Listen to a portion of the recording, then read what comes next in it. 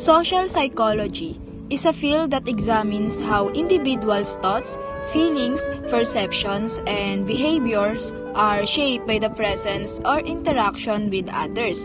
So, dito nakapokus ang pag-influence ng isang individual sa social situations kung paano nila na-impluensyahan ang social environment. Social self refers to how we perceive ourselves in relation to others. It involves relationship building, emphasizing, and communicating. A healthy or not so healthy. Social self will also impact your overall mental well-being and ability to meet life goals. So, however, let's clarify what the social self is. Social self is a psychological concept that delves into the way we perceive ourselves in the context of social interactions and relationship with others. It goes beyond individual identity and emphasizes the dynamic nature of our self-concept, shaped by the feedback, expectations, and experiences derived from the social interactions. This concept is integral to understanding how we navigate the complexities of human relationships. So, just like what I said earlier, social self will also impact your overall mental well-being and ability to meet life goals. So, the impact on mental well-being is the state of our social self significantly influences our mental well-being. Positive social interactions and supportive relationship contribute to feelings of belonging, self-worth, and happiness. Conversely, challenges in social relationships, isolation, or negative social experiences can contribute to stress, anxiety, and feelings of insufficiency. So, I will give one key components of the social self. This is relationship building. So, relationship building, social self involves the ability to form and maintain relationship with others. It encompasses our social skills, communication style, and the capacity to establish meaningful connections and successful relationships. Building contributes to a positive social self. So, next is interactions. Interactions refers to the mutual and reciprocal exchange of communication or action between two or more persons or groups. Dito naman nagaganap ang interaction kapag ang isang individual ay nakikibahagi sa pagpapalitan ng komunikasyon, actions, or behaviors within a social context. Like for example, in an afternoon workshop session of 2-day seminar, 6 students from different schools who met one another only during this activity were asked to discuss and exchange views about the topic. Effective student leadership, they elected a leader to steer the discussion. So, this scenario exemplifies how interactions within a group setting, even among individuals who have just met, can significantly impact the exchange of ideas, decision-making, and the overall experience of engaging in a collaborative activity. So, social psychology delves into understanding the dynamics, exploring how individual behaviors and groups' interaction influence each other in various social contexts. Now, let's talk about relationship. Relationship is a broader and more sustained connection between entities, characterized by a pattern of interactions over time. Relationships go beyond isolated moments of contact and involve a sense of continuity, shared experiences, and often emotional bonds. So, relationship is pakikipag-ugnayan or simply ugnayan natin sa isang tao. It refers to the connection, association, or bond between individuals or groups, encompassing various types of relationships such as romantic, familial, social, or professional connections. Person perception. Person perception refers to the process of forming impressions, judgments, and evaluations about other individuals based on various cues, including their physical appearance, behavior, actions, and other observable characteristics. Example, if someone is constantly losing their belongings, you might judge them as being careless and may think twice before allowing them to borrow something that is valuable to you.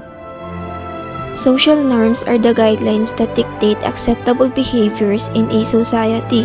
They include both explicit rules and implicit expectations.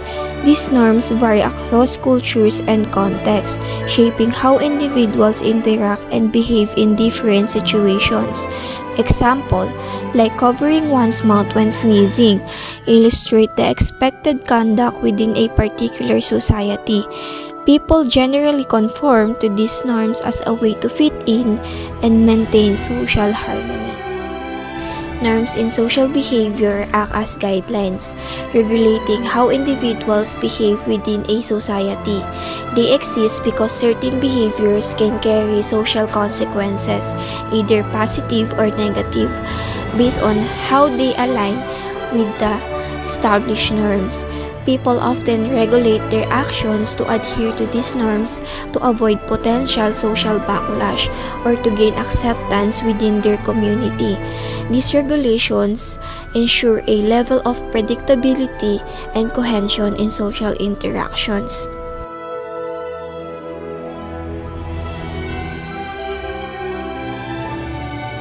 In social, facilitation refers to the concept that people will show an increased effort in the presence of others. For example, people perform better in the presence of others when doing habitual tasks like running, dancing, singing, painting, and etc. It says in social loafing, it refers to those who work less hard in a group environment than they would alone. Like for example, if a person who is not paying attention or not doing their part of the job is called social loafing. If the company's printer is not working, you leave it be instead of fixing the problem, and you will think that someone else will take care of it. And again, those are the examples of social loafing. Conformity refers to yielding to a group pressure to act as everyone does, even when no direct request has been made. Conformity is brought by two motivations. First is to gain reward, and the second is to gain information. So, conformity refers to the adjusting one's behavior, beliefs, or attitude to match those of a group. It can be influenced by social pressure and the desire to fit in or be accepted within a particular group. There are some factors conformity more likely to exist in a group. First, we have size of group. The more people there in a group, the more likely a member tends to conform. The size of a group can impact conformity.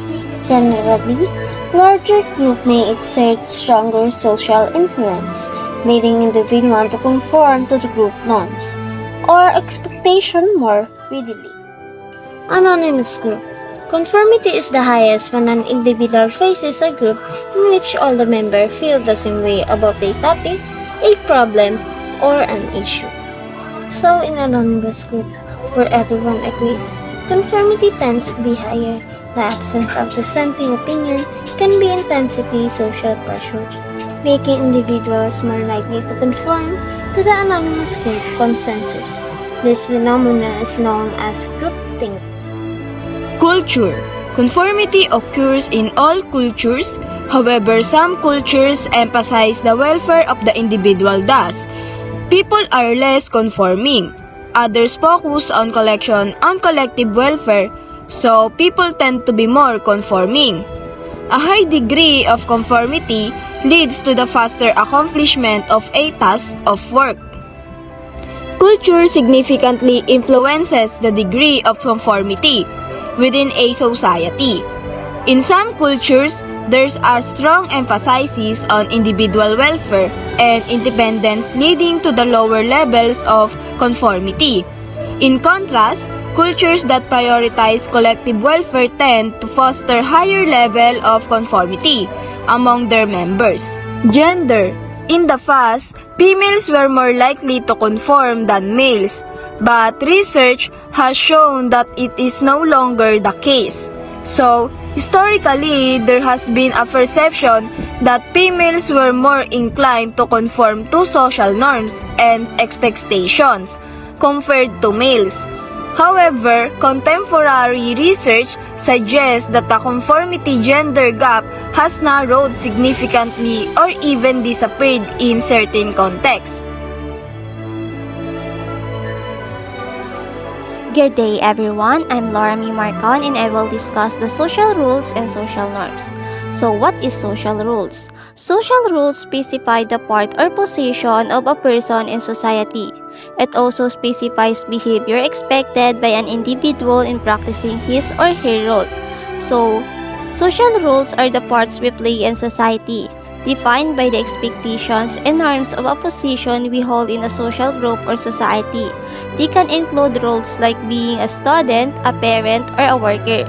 These rules provide a framework for behavior, help maintain societal order, and give us a sense of identity. However, while they guide our behavior, they don't completely define us as we are complex individuals with our own thoughts and feelings. We also have the ability to shape our own rules to some extent. Familiarity. Researchers have tested this mere exposure effect by asking people to look at different stimuli.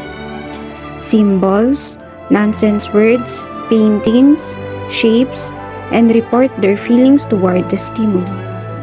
The more they are exposed to a stimulus, the more familiar it becomes, and the more they report liking it and feeling positively toward it. The mere exposure effect happens to us all the time in real life, whether it is listening to a new song or observing a new fashion trend. At first, we may not like the song or trend, but over continual exposure, as we get more used to it, we start to find ourselves accepting and even liking it. Attraction may refer to interpersonal attraction, the attraction between people which leads to friendships, platonic and romantic relationships.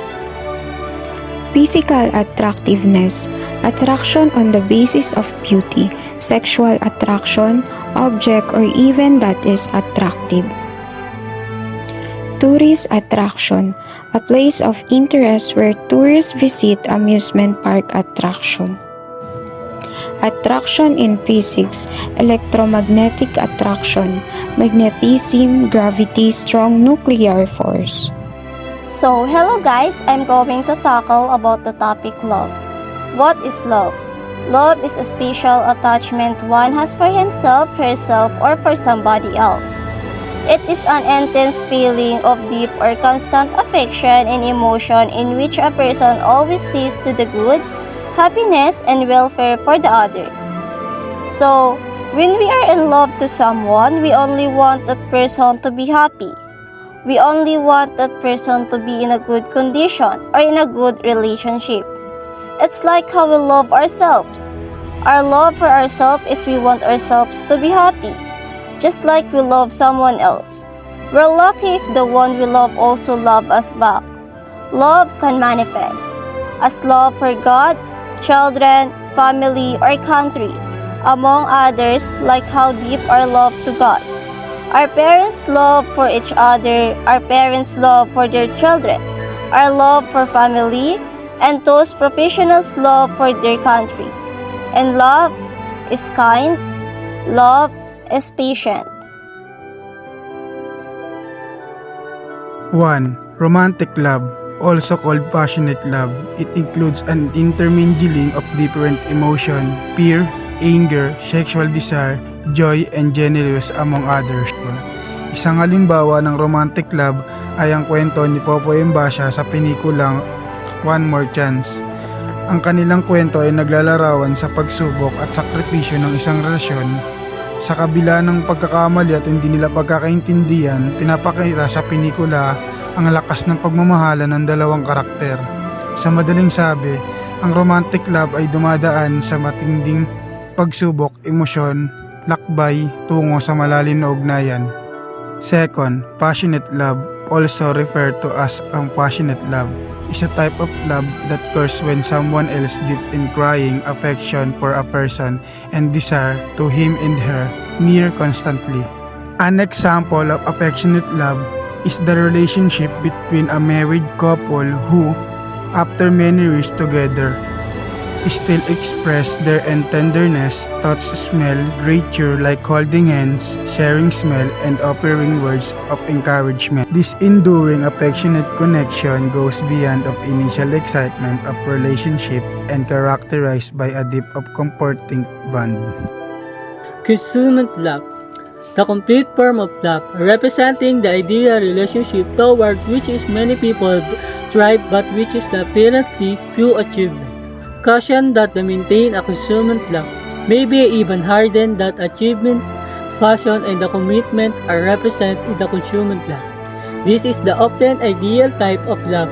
The couple share passion and the spark has not dead, and the closeness are there. They feel like best friend as well as a lover and they are committed to staying together. So, ano nga ba ang example ng consummate love?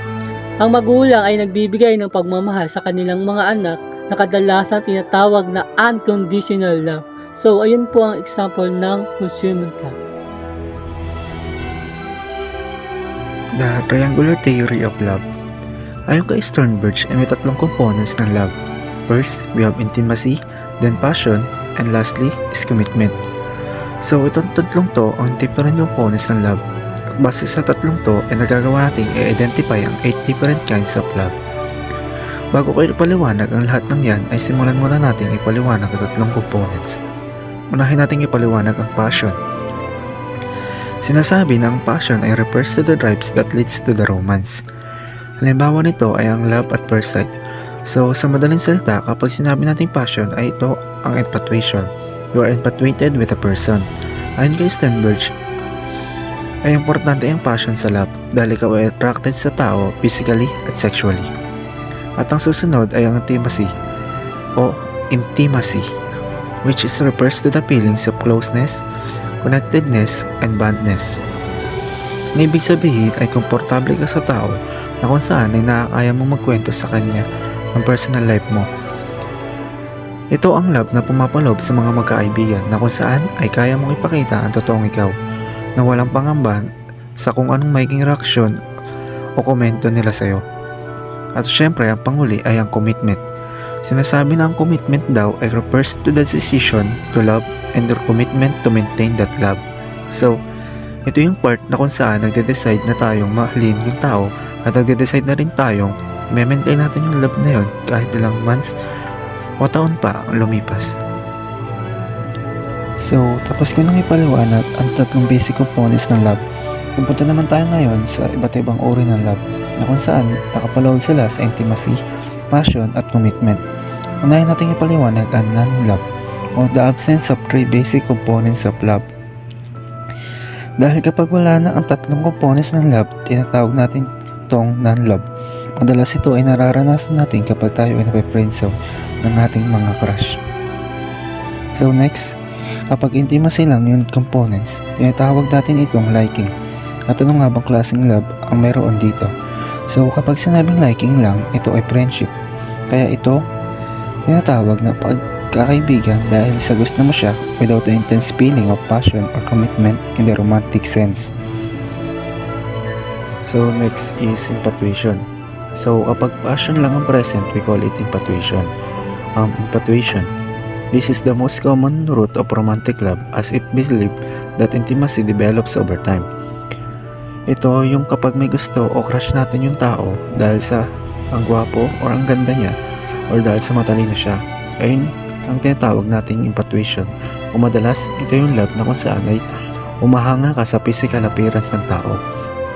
So, ang susunod ay tinatawag na empty love o walang pagmamahal na kung saan commitment lang ang present. Ang mga example naman ito ay ang arranged marriage Dahil hindi nila mahal ang isa't isa pero pinilit silang mag-commit o pinilit silang ikasal nang wala silang naramdamang passion at intimacy sa isa't isa. So, ang next naman ay romantic love, kung saan nakapaloob ang passion at intimacy. So, ano nga ba ang romantic love? Ito ay ang pagmamahalan na pag tumagal ay nauuwis o umaantong sa pagpapakasal dahil sa parehas niyong gusto at mahal ang isa't isa. At dito na din maaranasan o maramdaman ng iba't ibang uri ng emosyon kagaya ng jealousy, fear, anger, at syempre ang happiness. So, ang susunod naman ay ang compassionate love na kung saan present naman ang intimacy at commitment. Compassionate love, this is stronger than the friendship form because of the element of commitment. It can be observed in a long-term marriages or marriage. Ang example nito o madalas natin itong makikita sa mga lolo at lola natin na kung saan mahal pa rin nila ang isa't isa kahit wala na ang passion o kahit sobrang tagal na nilang magkasama. At ang susunod ay ang patchouli love na kung saan passion at commitment naman ang present. Ito yung mga kasal na mabilis ang nangyayari o minamadali. Kumbaga, ready kang mag-commit pero dahil nga sa wala yung intimacy which is hindi pa nila kilala ang isa't isa kaya kapag tumagal ay nauuwi din sila sa breakup or divorce. Ang huling type ng love na i-explain ko ay ang ideal love o uri na pagmamahal na gusto ng lahat, which is the consummate love na kung saan present na ang passion, intimacy at commitment. Ayon kay Sternberg, ang mga gantong couple ay patuloy pa rin ang pagkakaroon ng maayos sa sex life kahit ilang taon pa ang lumipas dahil sila ay physically at sexually attractive pa rin sa mga partner nila. Kahit ilang taon na mula na sila ikasal at ito din ang uri ng mga couple na kung saan nakakayanan at nalalampasan nila ang magkasama ang kahit na anong problema dumating sa kanila. Na kung saan ayun ang ideal love natin, diba? Yun bang kahit ilang taon na kayong magkasama ay hindi nagbabago yung pagtingin at pagmamahal niya sa'yo? Kahit anong problema ang kaharapin nyo ay hindi nawawala yung commitment nyo sa isa't isa. So ayun ang buong paliwanag sa triangular theory of love.